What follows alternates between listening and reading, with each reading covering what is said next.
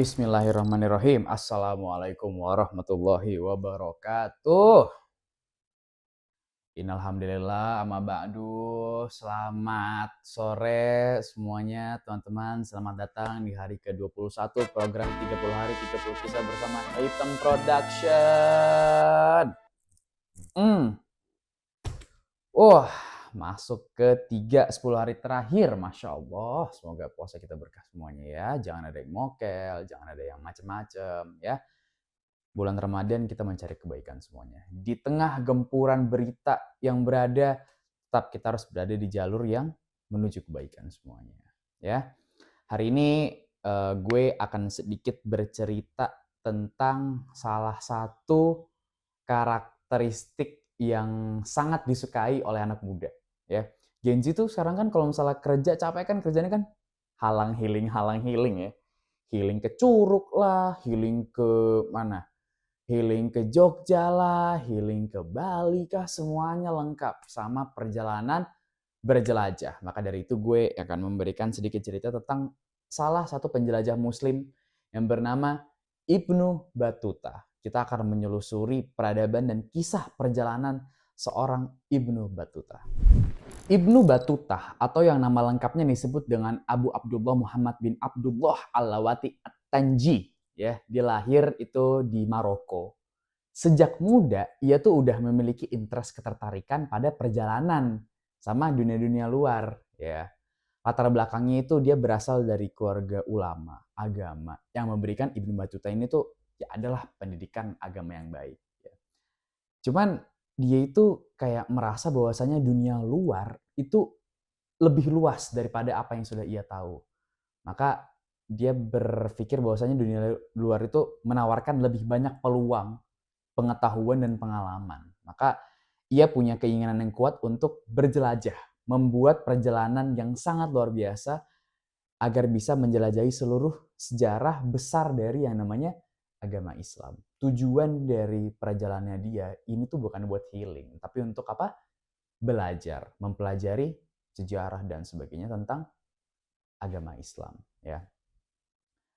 Ia memulai perjalanannya itu setelah umur 21 tahun. Dia menyelesaikan studinya, menyelesaikan pendidikannya di bidang hukum syariah.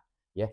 Ia memutuskan untuk melakukan perjalanan panjang itu pertama itu ke Tanah Suci, yaitu Makkah Al-Mukarramah, untuk melaksanakan ibadah haji. Namun perjalanan seorang Ibnu Battuta itu dimulai pada tahun 1300-an. Ya, ini jauh lebih besar daripada hanya sekedar menunaikan kewajiban agama Islam. Ya. Haji pertama itu menjadi titik awal dari perjalanan Ibnu Battuta yang membawanya itu ke 40 negara, melintasi benua Asia, Afrika, Eropa, dan sebagainya. Ya. Dimulai dari perjalanan haji ini, ia menjelajahi dunia Islam.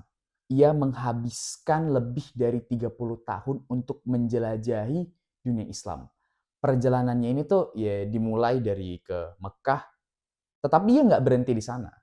Setelah menyelesaikan ibadah haji, ia melanjutkan perjalanannya ke Mesir, ke Mesir, Palestina, dan kemudian Red Sea atau Laut Merah. Ia mengunjungi kota-kota penting seperti Kairo di Mesir, Alexandria, Damaskus, tanah tertinggi di Syria. Memperdalam pengetahuannya di bidang kebudayaan umum, politik, sosial masyarakat, dan setiap tempat yang ia berhenti, ia singgahi. Di sepanjang jalan, Ibnu Battuta itu kayak menjadi saksi dari kebesaran dinasti-dinasti Islam. Contoh, Mamluk di Mesir dan berbagai kerajaan lainnya. Ia berinteraksi dengan berbagai tokoh-tokoh penting juga, ya, ulama, pedagang, dan sebagainya. Pemimpin-pemimpin politik, pemerintahan, kaisar, ia berinteraksi dengan mereka. Setiap kota yang dikunjungi oleh Ibnu Battuta, ya dia belajar dari situ, menambah wawasannya seperti tujuan utamanya ketika ia memulai untuk berjalan menjelajahi dunia. Itu apa? Belajar tentang umat Islam, kehidupannya, adatnya, dan sebagainya. Ya. Setelah itu ia ke timur. Ke timur itu pada tahun 1330-an. Ya. Ibnu Battuta itu berlayar ke Timur Tengah, ke Middle East dan ke India di bawah. Ia mengunjungi wilayah yang kini menjadi bagian dari Pakistan, India, Sri Lanka. Ya. Di Delhi, di India, dia tuh kan ke Delhi. Dia ketemu Sultan-Sultan Delhi seperti Sultan Muhammad bin Tughlaq, ya. Ibnu Battuta tuh menggambarkan kehidupan bahwasanya di India itu sangat beragam kerajaannya, pemerintahannya. Itu dia memiliki perspektif yang sangat berbeda. Maka Ibnu Battuta setelah dari India ya ke Sri Lanka. Nah, kalau Sri Lanka itu tuh apa ya? Tempat yang bisa dibilang sangat eksotis bagi orang-orang dari dunia Islam pada masa itu. Gitu. Nah, setelah dari situ ia pergi ke Cina dan Asia Tenggara, berarti Asia Timur dan Asia Tenggara. Perjalanan Ibnu Battuta itu berlanjut ke Cina, Xin ya yang saat itu tuh apa ya? Jarang dijelajahi lah oleh dunia Islam. Ia mengunjungi kota-kota besar seperti Hangzhou yang dikenal dengan keindahannya, kemajuan teknologinya, advance dan sebagainya. Selama di Cina, ia mencatat tentang kebudayaan-kebudayaan Cina yang mungkin orang umat Islam itu zaman itu tuh yang nggak tahu. Sistem pemerintahan mereka itu seperti sistem perdagangan yang ya advance, maju banget. Ya Ibnu Battuta itu apa ya, kayak terkesima lah, terkesan. Setelah dari Asia Timur, ia turun ke Asia Tenggara.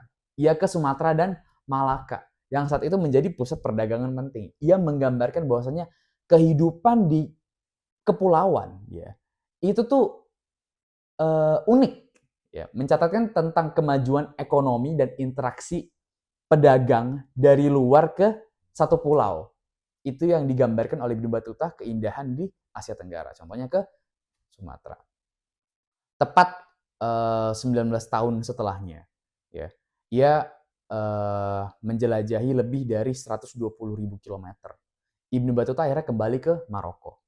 Ia tidak hanya membawa pulang kisah, pengalaman, wawasan dan sebagainya, tetapi ia juga menyusun catatan-catatannya yang dikenal dengan rihlah. Rihlah itu kalau misalnya bahasa Inggris secara epistemologi itu artinya perjalanan.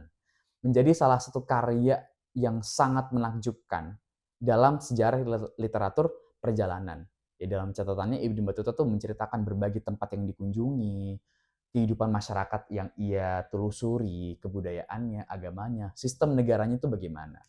Walaupun ia sudah kembali ke Maroko, tetapi ia tidak benar-benar berhenti untuk belajar mencari pengetahuan dan pengalaman baru.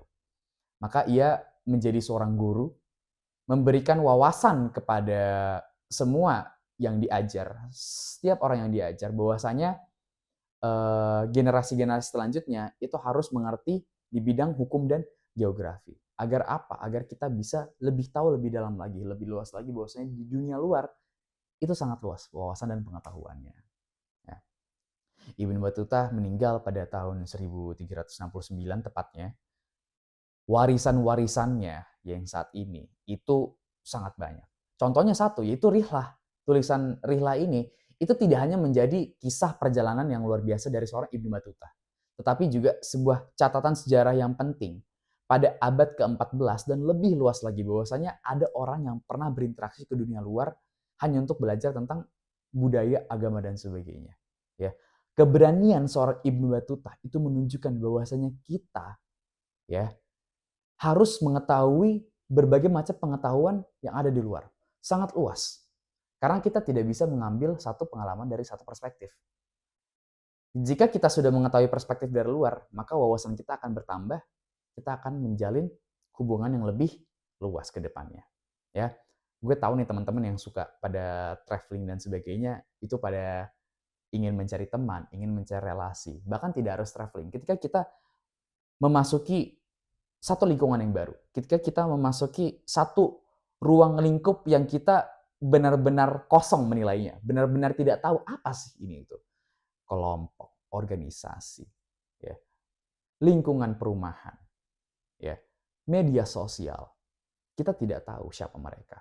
Dengan itu kita punya niat yang baik untuk membangun interaksi, mempelajari lebih dalam apa sih yang ada di sini. Ya. Jangan seakan-akan kita hanya membutuhkan nilai utama dari perjalanannya, yaitu apa? Having fun. Foya-foya, party dan sebagainya. Tidak. Ada unsur yang lebih penting, yaitu belajar. Oke? Mungkin gue pesan kepada teman-teman yang pada suka traveling nih, ya. Traveling itu tolong yang apa ya, dijaga komunikasinya, dijaga akhlaknya dan sebagainya.